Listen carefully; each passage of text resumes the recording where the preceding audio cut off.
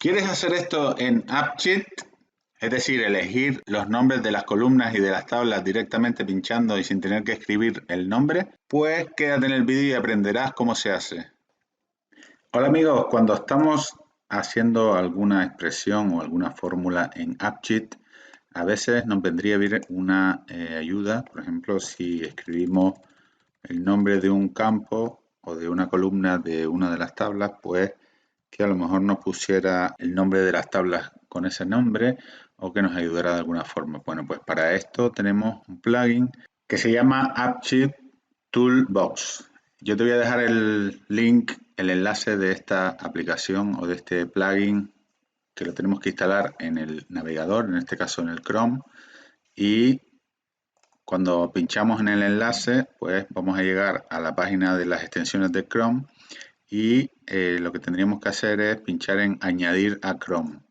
De esta forma nos pregunta si queremos añadir la extensión al navegador y le damos a añadir. Una vez que la tenemos añadida, pues nos iríamos aquí a nuestra página de AppSheet y lo que tendríamos que hacer, en este caso vamos a refrescar la página para que coja ya todo lo que es la nueva configuración.